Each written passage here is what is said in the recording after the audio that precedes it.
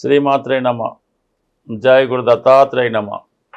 ఈ వీడియోలో మనం మిథున రాశి వారికి డిసెంబర్ 7 నుంచి 13వ తారీఖు మధ్యలో జరగబోయే వార ఫలాలు పరిశీలించినప్పుడు ప్రధానంగా ఈ వార ప్రారంభంలో 12వ స్థానంలో ఏర్పడినటువంటి గజకేసరి యోగ ప్రభావం వల్ల జాతకుడు పుణ్య కార్యక్రమాలు, మంచి కార్యక్రమాల కొరకు, కుటుంబ సభ్యుల కొరకు, అలాగే ప్రయాణాల కొరకు ఎక్కువ ధనాన్ని ఖర్చు పెట్టడం జరుగుతుంది. అలాగే 8, 9 తారీఖులు అంటే సోమ మంగళవారాల్లో కూడా జాతకుడు ఎక్కువగా ప్రయాణాలు చేయడం, వివిధ వ్యక్తుల్ని కలుసుకొని వారితో సంప్రదించడం, ఈ విషయంలో ఏదో ఒక ఇన్వెస్ట్మెంట్ చేయాలనే ఉద్దేశంతో కానీ, ఏదో ఒక సంస్థని స్థాపించాలనే ఉద్దేశంతో చాలా బిజీగా ఈ మొదటి 3 రోజులు కూడా ప్రయత్నం చేయడం జరుగుతుంది. దానికి అవసరమైనటువంటి ధనాన్ని కూడా సేకరించడం జరుగుతుంది. విద్యా సంబంధించిన విషయాల్లో కూడా జాతకుడు తన విద్యని కంటిన్యూ చేసే ప్రయత్నం చేయడం జరుగుతూ ఉంటుంది. అంటే ఏదో కాలంలో ఏదో కారణం వల్ల చదువు అది మధ్యలో ఆగిపోయి ఉన్నా, ఇది ఒకటి గృహ నిర్మాణం మధ్యలో ఆగిపోయినా, ఏదైనా మధ్యలో ఆగిపోయినటువంటి కార్యక్రమాల్ని తిరిగి మళ్ళా ప్రారంభించడం జరుగుతూ ఉంటుంది. దానికి తగిన వనరులు కూడా ఏర్పాటు చేసుకోవడం జరుగుతూ ఉంటుంది. ప్రధానంగా ఈ వారంలో కుజగ్రహం 7వ స్థానంలోకి మారి ఇంచుమించుగా మనకి అంటే ఈ 7వ తారీఖునే మారి జనవరి 15 దాకా 7వ స్థానంలో సంచరించడం ఒక విధంగా ఈ జాతకుడికి పార్ట్నర్స్ వల్ల, జీవిత భాగస్వామి వల్ల కొన్ని మనస్పర్ధలు, విభేదాలు లాంటివి వచ్చే అవకాశం ఉంది. కొన్ని సందర్భాల్లో జీవిత భాగస్వామికి ఏదైనా హెల్త్ ప్రాబ్లం లాంటిది కూడా వచ్చే అవకాశం ఉన్నది. బట్ ఏ కారణం వల్ల అయితేనే మొత్తం మీద ఈ వారం నుంచి జనవరి 15 వరకు జాతకుడికి ఈ వివాహ సంబంధించిన విషయాల్లో ప్రయత్నాలు వాయిదా పడుతుంటాయి. భార్యాభర్తల అన్యోన్యత విషయంలో ఏకాభిప్రాయం లేకపోవడం, అలాగే మీరు ఏదన్నా వ్యాపార సంస్థ నిర్వహిస్తుంటే, పార్ట్నర్షిప్తో నడుస్తూ ఉంటే ఆ వ్యాపారం నుంచి మీరు విష్క్రమించడం కానీ, అవతల వారు విష్క్రమించడం కానీ, మొత్తం మీద వ్యాపారపరమైనటువంటి సెటిల్మెంట్లు ఈ సమయంలో జరిగే అవకాశం ఉన్నది. అలాగే కొంతవరకు ఏదైనా మీరు ఎవరికైనా చెల్లించవలసినటువంటి బకాయిలు, పన్నులు, ట్యాక్సులు వగైరా ఉంటే అవి ఇమీడియట్గా చెల్లించడం కూడా జరుగుతూ ఉంటుంది. ఇంకా మిగతా గ్రహాలు శుక్రుడు, బుధుడు, రవి కూడా 6వ స్థానంలో ఉండడం వల్ల ఎక్కువగా శుక్రుడు 6వ స్థాన సంచారం ఏంటంటే స్త్రీలకి అనారోగ్య సమస్యలు ఏర్పడుతుంటాయి. స్త్రీలకు అత్తవారి బంధువులతో విరోధాలు, చికాకులు వస్తుంటాయి. వ్యక్తిగతంగా వారి యొక్క హెల్త్ ప్రాబ్లమ్స్ వస్తాయి. అదే మగవారికి అయితే చాలా వరకు ఏంటంటే ఆడవారితో అంటే స్త్రీలతో విభేదాలు, అధికారులతో చికాకులు లాంటివి వచ్చే అవకాశం ఉంది. రవి కూడా 6వ స్థానంలో ఉండడం మంచిదే. ఏదన్నా ఒక పోటీ పరీక్షకి వెళ్ళినా, ఒక ఇంటర్వ్యూకి వెళ్ళినా కంపల్సరీగా విజయం సాధించడం జరుగుతూ ఉంటుంది. అలాగే కొత్త ఉద్యోగ అవకాశాల కోసం ప్రయత్నిస్తున్న వారికి కూడా కొంతవరకు 6లో ఉన్నటువంటి రాహు సంపూర్ణంగా సహకరిస్తాడు. అలాగే రాష్ట్రాధిపతి బుధుడు 6వ స్థానంలో ఉండడం వల్ల అది విజయస్థానం అవటం వల్ల, అంటే బుధుడు ఏ గ్రహంతో కలిస్తే ఆ గ్రహ ఫలితాలు ఇవ్వడం జరుగుతూ ఉంటుంది. మరి రవితో కలిసి ఉండడం వల్ల జాతకుడికి కూడా ఒక విధమైన కాన్ఫిడెన్స్ పెరుగుతుంది.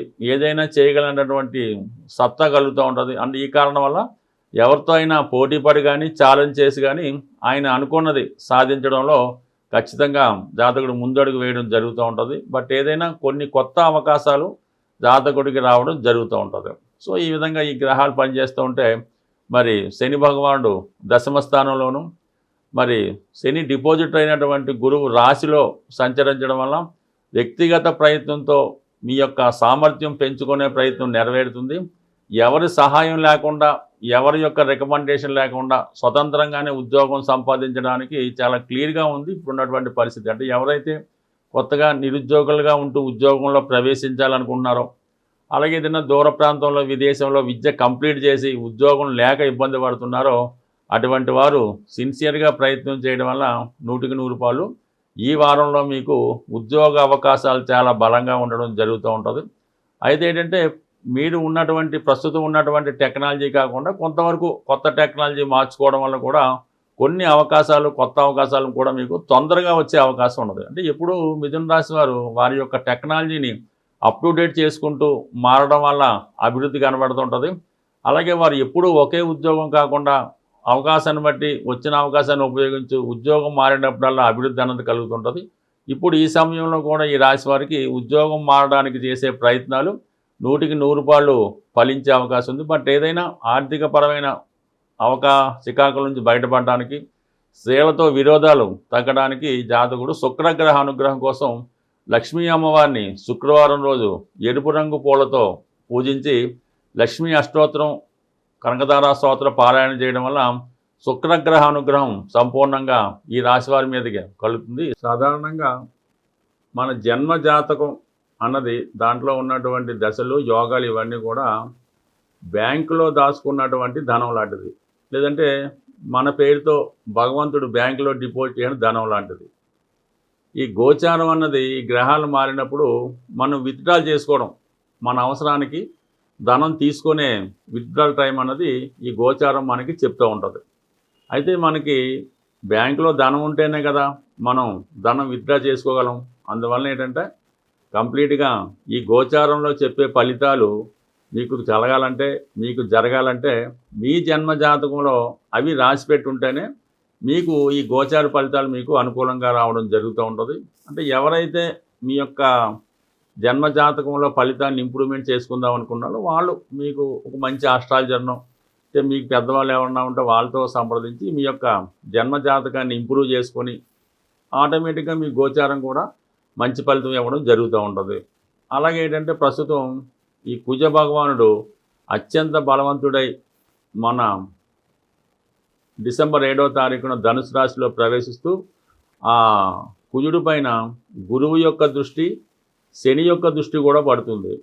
అంటే ఈ శని భగవానుడు గురుగ్రహం కలిసి ఒక భావం మీద కానీ ఒక గ్రహం మీద కానీ తన దృష్టి పెట్టినప్పుడు కంప్లీట్గా ఆ గ్రహం యొక్క బలం చాలా విపరీతంగా పుంజుకుంటూ ఉంటుంది.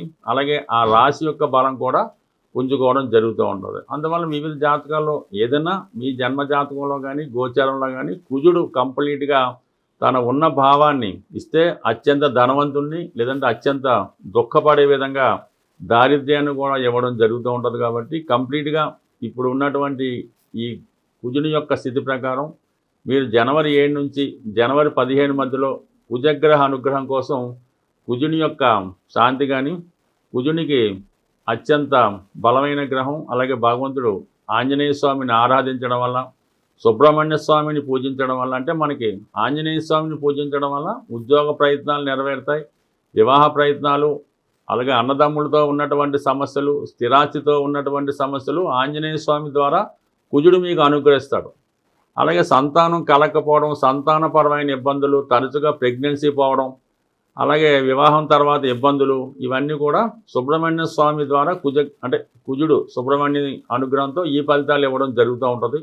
బట్ ఏదైనా మీకున్నటువంటి సమస్యను బట్టి అటు సుబ్రహ్మణ్య స్వామిని కానీ ఆంజనేయ స్వామిని కానీ, అంటే ఆంజనేయ స్వామి అయితే సింధూరంతో అభిషేకం చేసి వడమాల నైవేద్యం పెట్టి మరి ఈ విధంగా తమలపాకులు దండ వేయడం వల్ల ఆంజనేయ స్వామి ప్రసన్నం అవుతాడు. ఖచ్చితంగా 8 వారాలు చేయడం వల్ల, అంటే ఇంచుమించుగా ఈ టైం అంతా కూడా డిసెంబర్ 7 నుంచి జనవరి 15 మధ్యలో వీలైతే ప్రతిరోజు ఆంజనేయ స్వామిని ఈ విధంగా పూజించడం వల్ల రుణ సమస్యల నుంచి బయటపడతారు.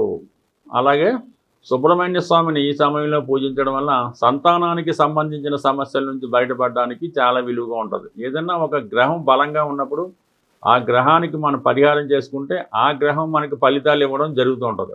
అదే ఒక గ్రహం బలహీనంగా ఉన్నప్పుడు దానికి ఎంత పరిహారం చేసినా ఉపయోగం ఉండదు. కాబట్టి ఆ సమయంలో ఆ గ్రహానికి సంబంధించినటువంటి దానాలు అటువంటివి చేయడం వల్ల ఆ గ్రహం స్ట్రెంత్ పెంచుకొని మనకు ఫలితం ఇవ్వడం జరుగుతూ ఉంటుంది. బట్ ఏదైనా మనం ఇచ్చిన ఫలితాన్నే తిరిగి మనకి ఆ గ్రహం ఇవ్వడం జరుగుతూ ఉంటుంది. బట్ ఏదైనా మీరు ఈ సమయంలో మీలో ఉన్నటువంటి సమస్యను బట్టి మీ జాతకంలో ఆ యోగం ఉన్నదా లేదా తెలుసుకొని ఈ గ్రహాలకి మనం తగు విధంగా పరిహారం చేసుకోవడం వల్ల ఇప్పుడు ఈ సమయంలో ఆర్థిక ఇబ్బందులతో ఉన్నవాళ్ళు, భూమి సంబంధించిన సమస్యలు, భార్యతో పడుతున్న ఇబ్బందులు, అలాగే సంతానం లేక ఇబ్బందులు పడుతున్నవారు ఈ సమయంలో ఈ పరిష్కారం చేసుకోవడం వల్ల, ఈ గ్రహాలను ఆరాధించి ఆ దేవతల్ని పూజించడం వల్ల ఫలితం కూడా చాలా క్విక్గా రావడం జరుగుతుంది. స్వస్తి.